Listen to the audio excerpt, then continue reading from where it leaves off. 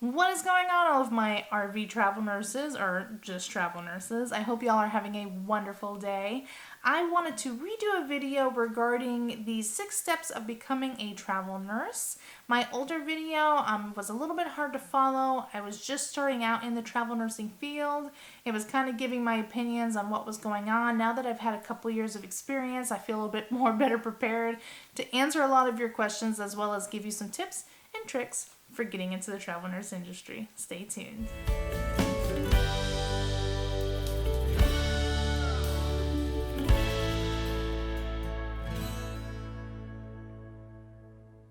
So let's start off with step 1. What are the requirements that I need to start travel nursing? So there's a couple different things that you need before you even start contacting companies or doing your research.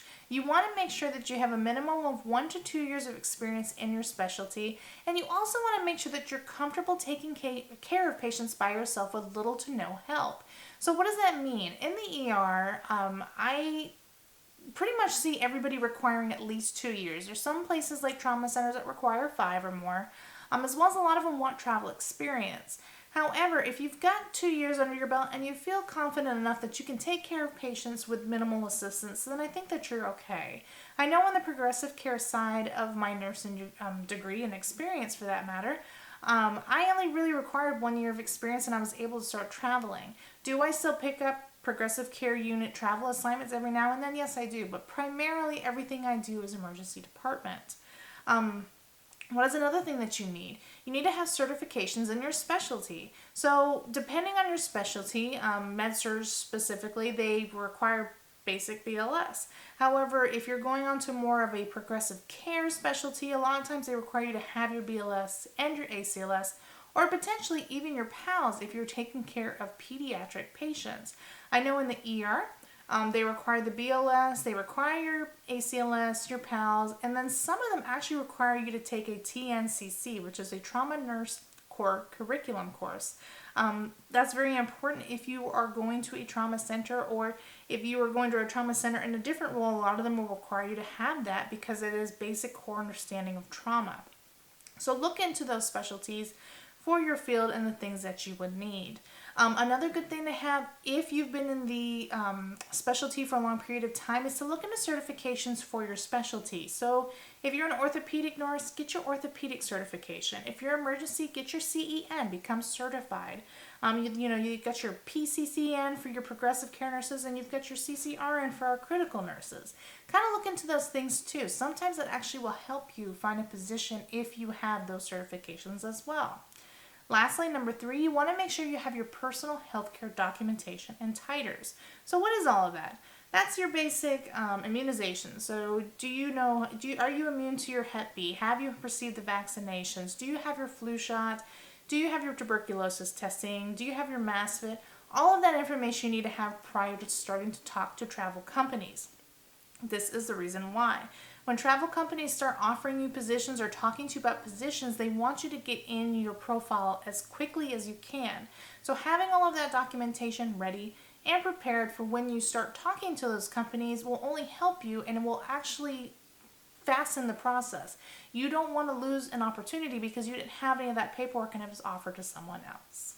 So step number 2 is we want to do some research on travel nursing companies before we contact them once we have all of our documentation and everything together. So what does that mean? We're going to start doing some Google research reviews. So other travel nurses, how they've reviewed these particular travel companies, as well as you want to probably go on social media. A lot of social media, specifically on Facebook, have groups that talk about different reviews with different recruiters or different companies.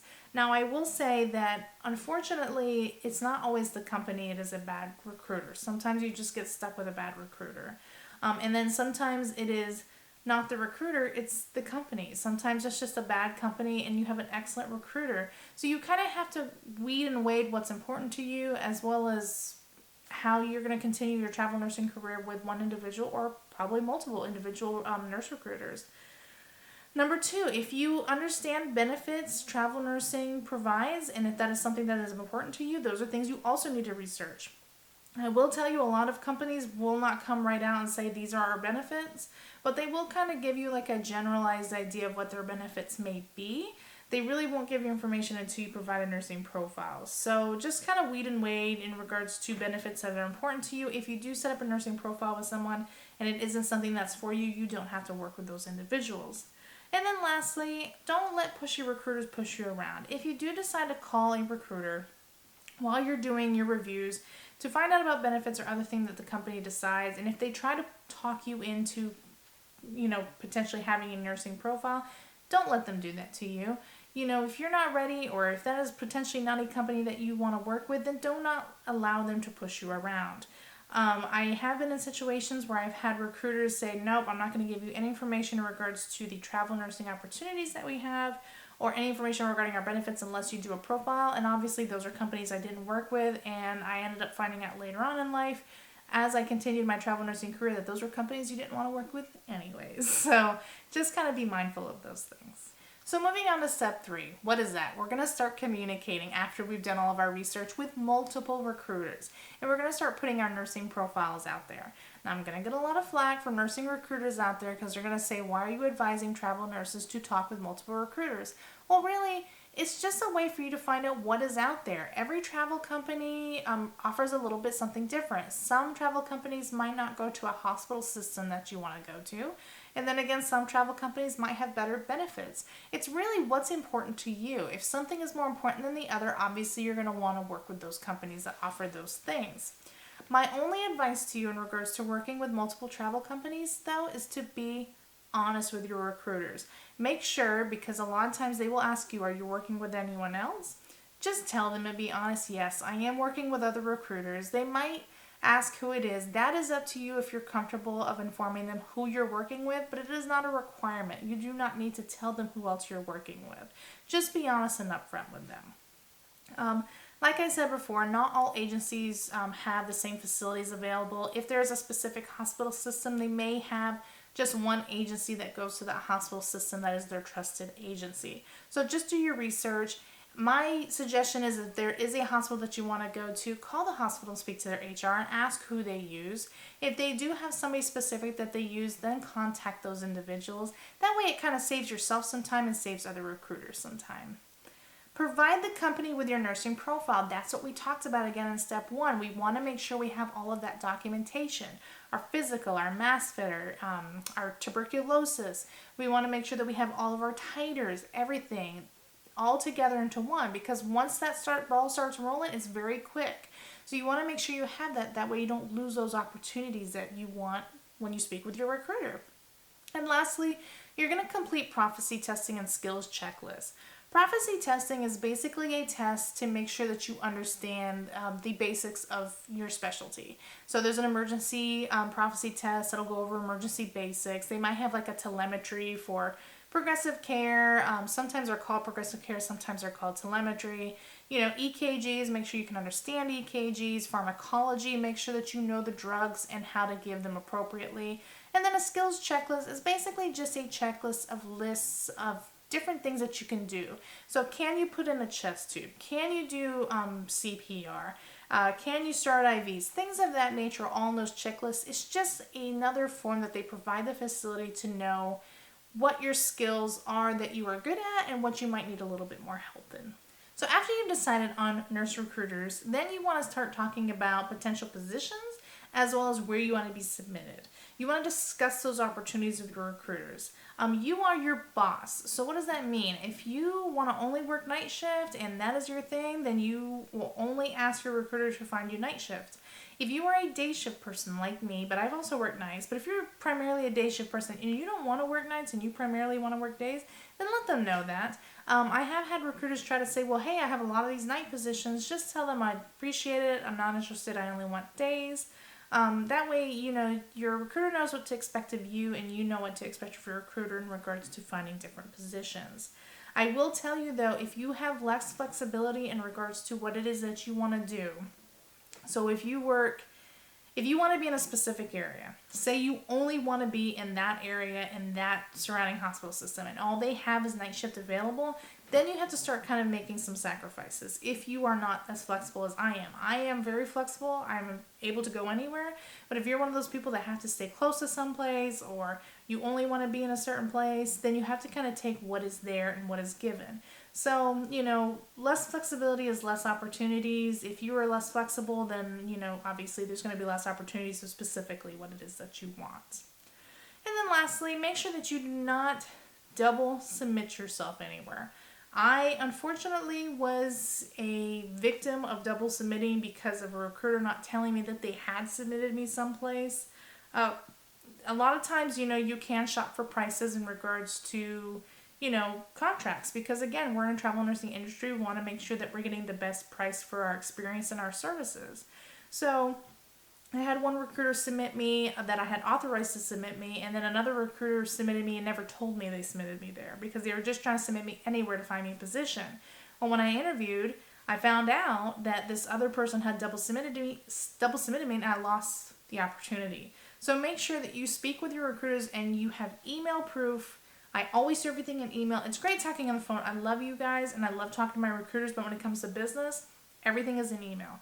That way everything's backed up. I know what's going on. I know what we talked about. I know where you told me you were submitting me. And there is no, oh no, I spoke with you on the phone. No, there is none of that.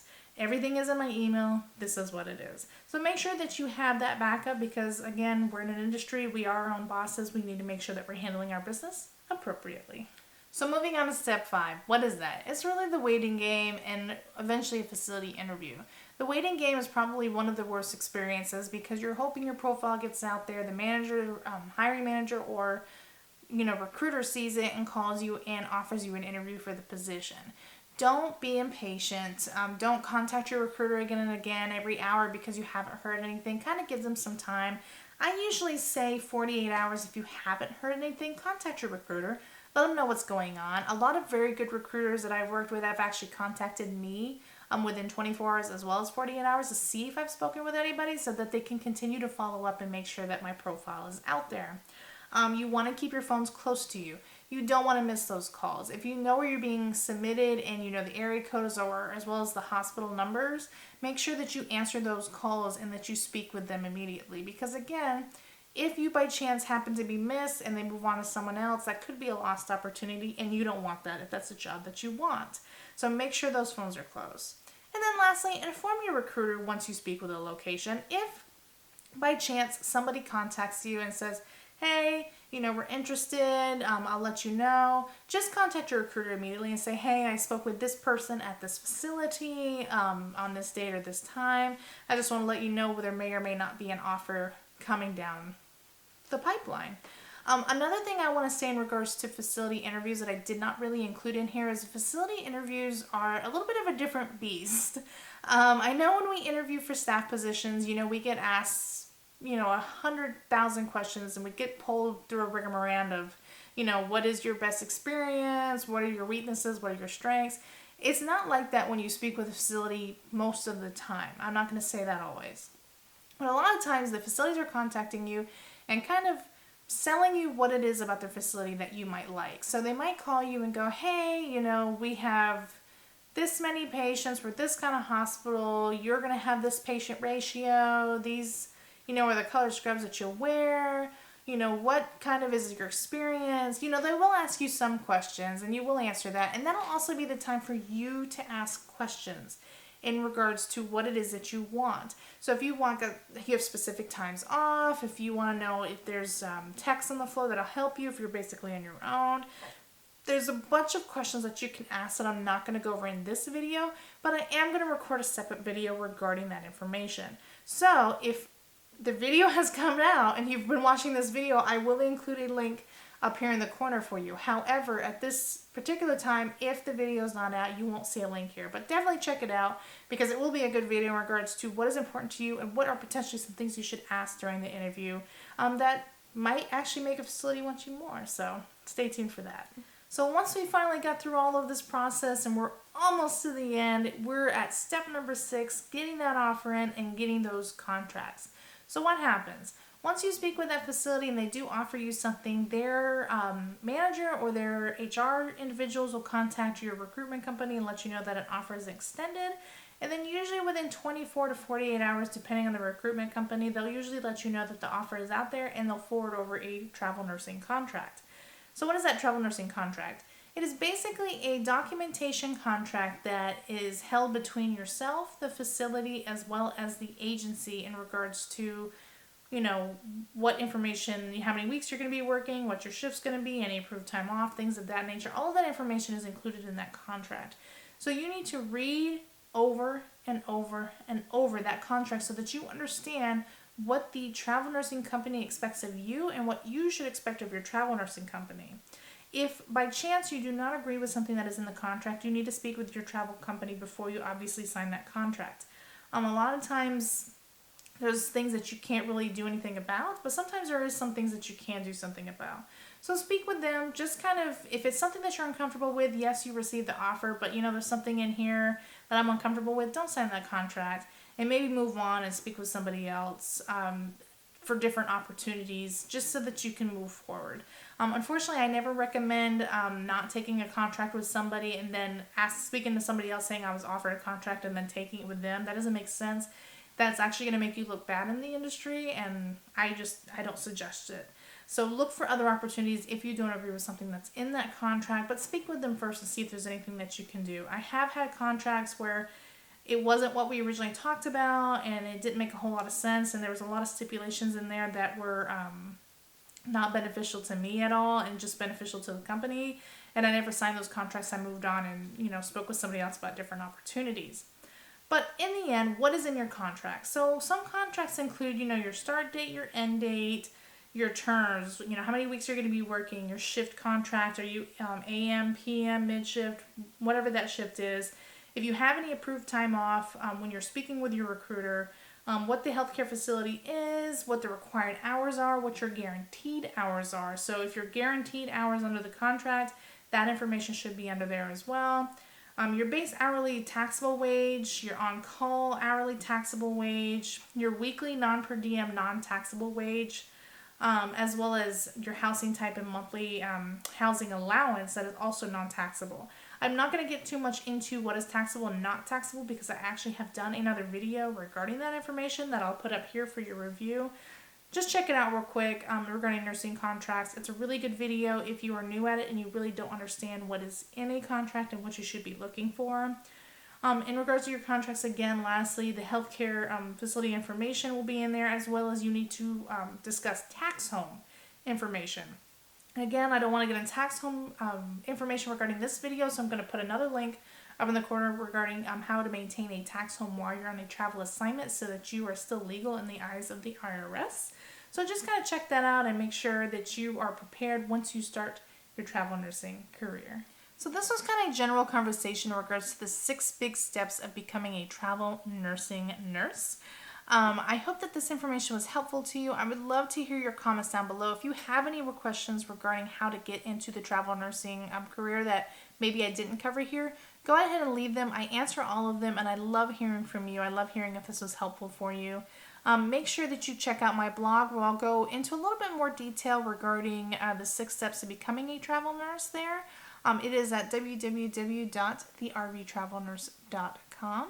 I am on Facebook and Instagram as well, and check out my other YouTube videos. There's a lot of information regarding the healthcare field and our specific positions in general, so make sure you kind of check that out. And until next time, I will talk to you later. Have a wonderful day. Bye.